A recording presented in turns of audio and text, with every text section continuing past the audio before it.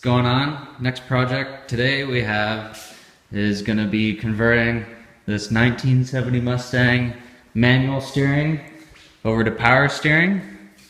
The car has a 351 Cleveland with mechanical clutch linkage and currently no power steering.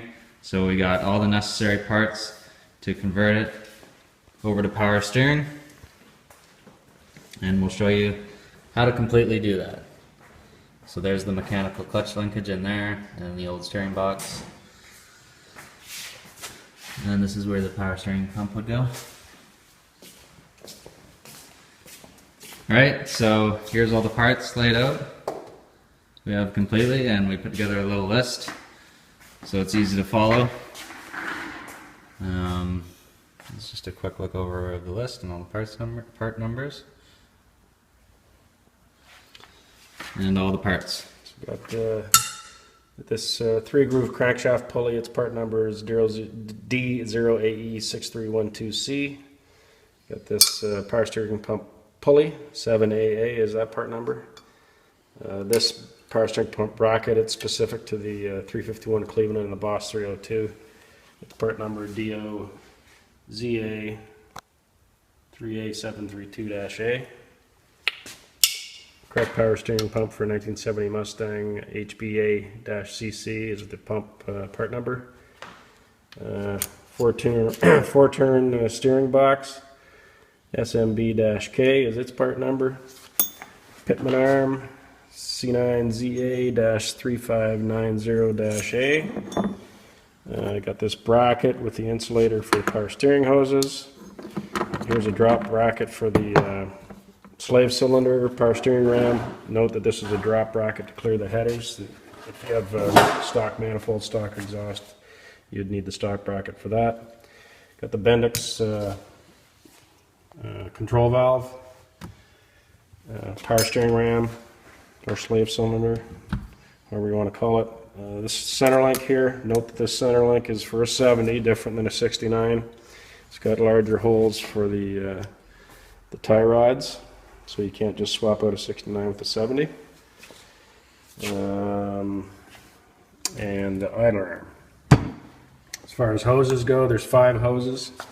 There's the upper pressure hose here, the lower pressure hose here, which attaches to the upper. You got this return hose here, and these 2 smaller hoses that go from the power steering ram to the valve. And then there's some nuts and bolts, etc. The only thing not on the counter here that we're going to use is the tie rod ends. We've got new tie rod ends on the car now, so we're just going to swap those out.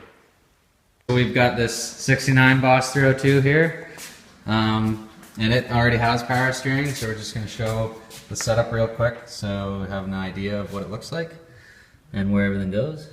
Power steering pump, and their hoses, and this one has a clutch that is cable operated, It's a Tremor 5-speed. a little bit different, and this is a different motor in here. It's 302. So there's the power steering box, and we'll show you down below what everything looks like.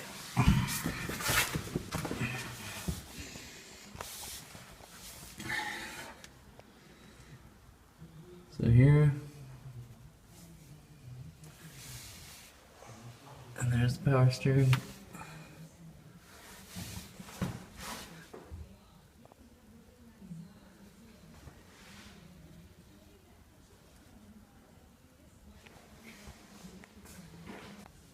There's where the hoses go, right up to the pump.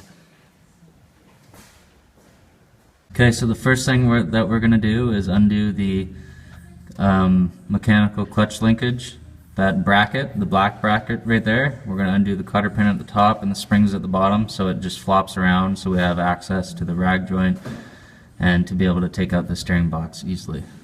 Okay, now that we've got the Z-bar loose, we're going to undo the steering column at the steering box, pull out the steering box, and as well as the linkages on the bottom of the car. So underneath the car, we got these 2, move your hand, these 3 bolts are going to undo the steering box, and we're going to pull off the pitman arm as well as the center link and tie rod ends, and then pull all that out as well as the idler arm on the other side, and then we can go ahead and start to put in the new one. Okay, so what we've done is we've disconnected the old center link and left the tie rods attached, so we just disconnected them both here and here, and the plan is to not mess up the alignment and just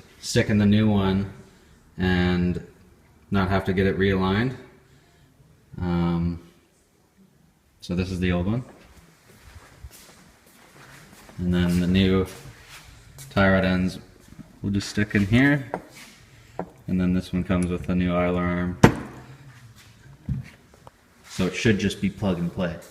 So the first thing we're going to do now is put the new steering box in. Alright, so we've got the steering box, the new steering box in, and the rag joint hooked up to the steering column. So what we've done now, the steering column is counted all the way to one side, and then kind of how many turns it was, and it was just shy of 4 turns.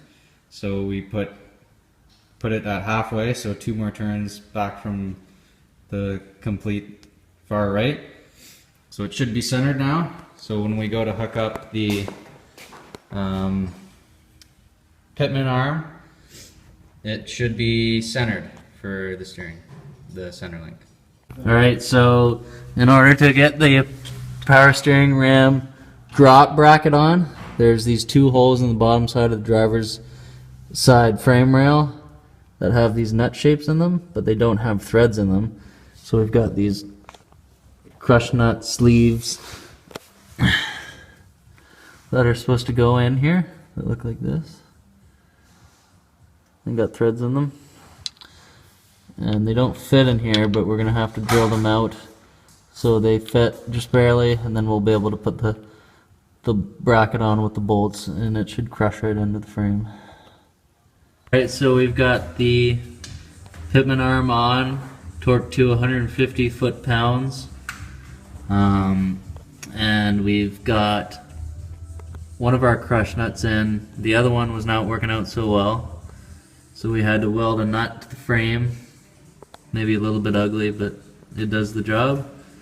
So now we can get our bracket on there. So there's 2 bolts that go through the bottom and 1 long bolt that goes through the frame. And we've also attached the idler arm on the other side of the frame. You can see it right there. Right now, here is the power steering drop bracket installed with the 3 bolts. Next step. Alright, so we're under the car now and just about ready to mount this bracket for those hoses.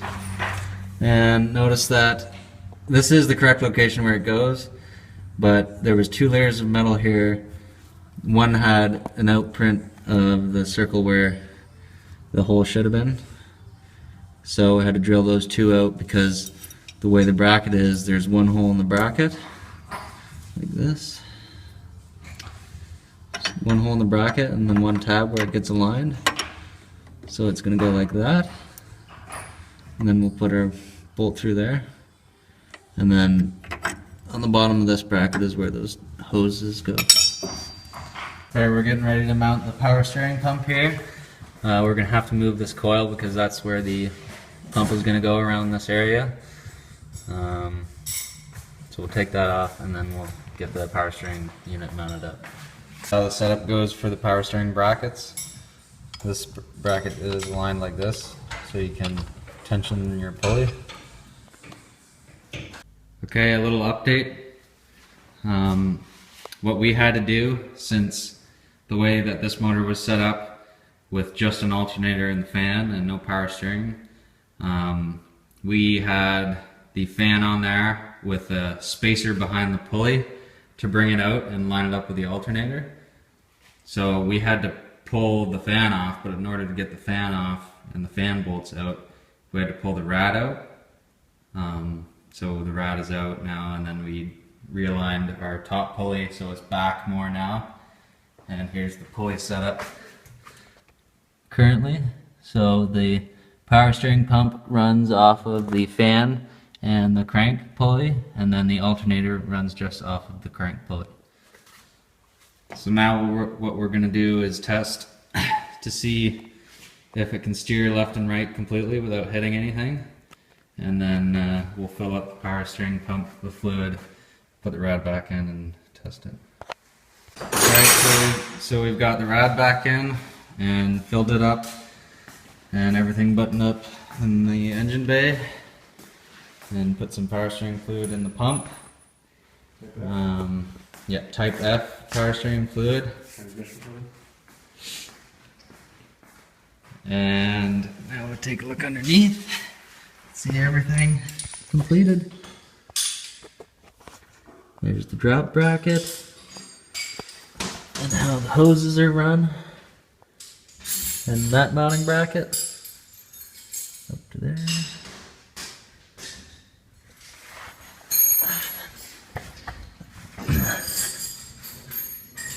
And the idler arm.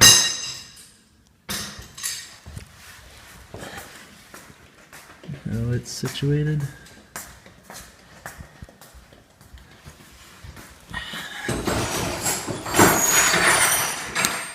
Pretty close to the headers there, but it's not touching. So now we can start it up and run it through a few cycles, and then fill back up the power steering fluid a bit, top it off, and then test it.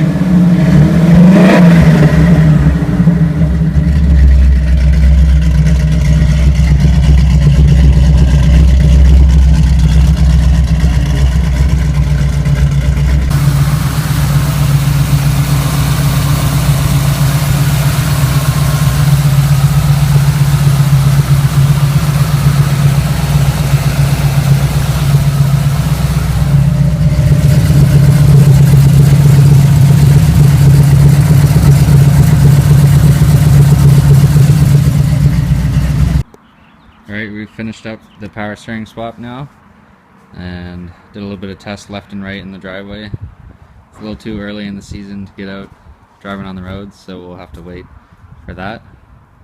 But if you're doing a power steering conversion on your Mustang, hopefully this helps. And thanks for watching.